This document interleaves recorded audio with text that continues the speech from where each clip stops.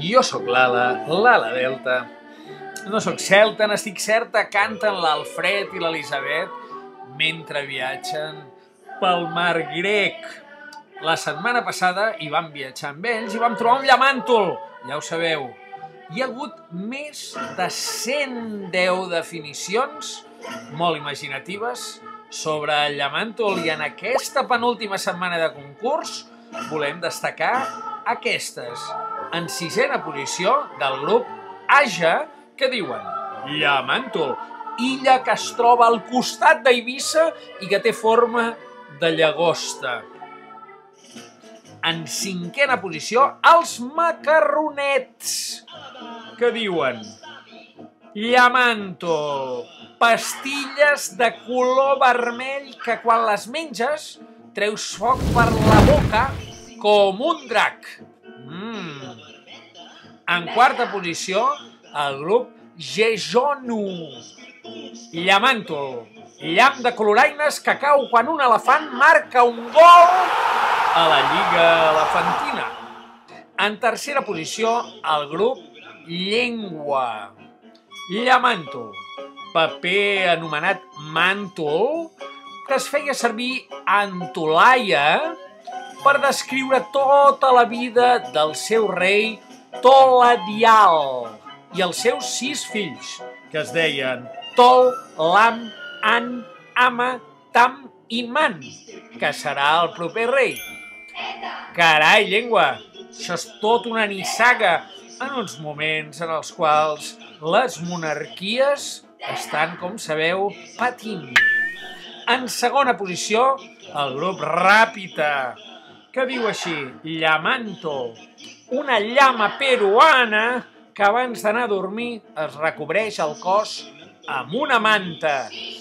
I finalment, en primera posició, com a missatge més destacat de la penúltima setmana de concurs, llamàntol segons el grup Sant Domènec, que diu així, llamàntol, detergent especial fet amb diamants, que es troba en el magma que serveix per rentar la cabellera a les sirenes.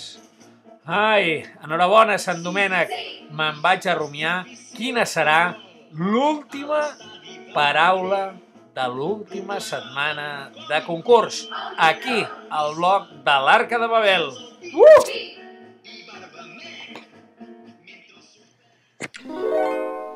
Ja me l'he rumiada. L'última paraula de la 7a setmana de concurs aquí a l'Arca de Babel serà una paraula nova, feta amb elements antics i vells. A la història de l'Arca de Babel, l'Alfred i l'Elisabet, després de solcar els 7 mars i abans d'arribar al 7è cel, un cel del qual no us en revelaré res, passen pel Mare Nostrum i d'aquí al Mare Monstrum, perquè troben el dolent de la pel·lícula, els dolents que sempre donen una certa emoció a les històries, que és una paraula inventada, un nom inventat, monstràlic, un monstre de caire metàl·lic, evidentment. Troben tot un seguit de dispositius que emergeixen de les aigües d'aquest Mare Monstrum per menjar-se les lletres, per fer que escriguin com en llenguatge SMS. Dins de tot aquest univers hi ha moltíssimes paraules noves que gairebé han nascut a finals del segle XX i a primers del segle XXI. Paraules com Twitter o Facebook o tantes d'altres que de mica en mica neixen i de vegades molt ràpidament moren també, desapareixen.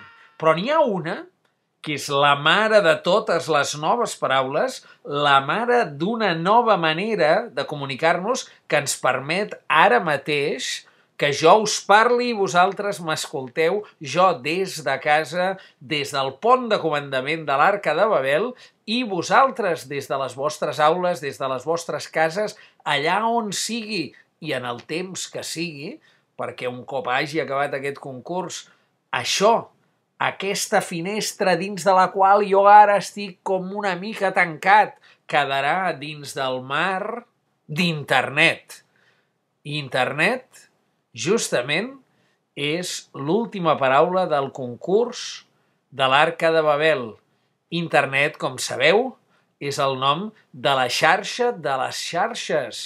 És el nom d'aquest món paral·lel que ens permet tantes i tantes coses que no podíem ni tan sols sospitar fa uns anys. Internet és la xarxa del món digital, però també és una paraula. És una paraula formada amb un prefix d'arrel llatina, inter, que vol dir entre, internacional, entre nacions, no? Però també amb una paraula d'origen anglès, que és la cultura predominant en el món digital o en el món de les noves tecnologies, perquè net en anglès vol dir xarxa. Ara bé, per una gent tan espavilada com tots vosaltres, que fa 7 setmanes que esteu redefinint totes les paraules des d'aquí, del blog de l'Arca de Babel, estic convençut que una paraula com internet resultarà molt suggeridora i que sereu capaços de redefinir la xarxa de les xarxes. Ja ho sabeu, l'última paraula de concurs és internet. La setmana que ve hi haurà l'últim vídeo valorant les vostres millors definicions i plantejant la prova final del concurs de l'Arca de Babel, que serà una prova d'escriptura. Envieu-nos-les a través d'internet.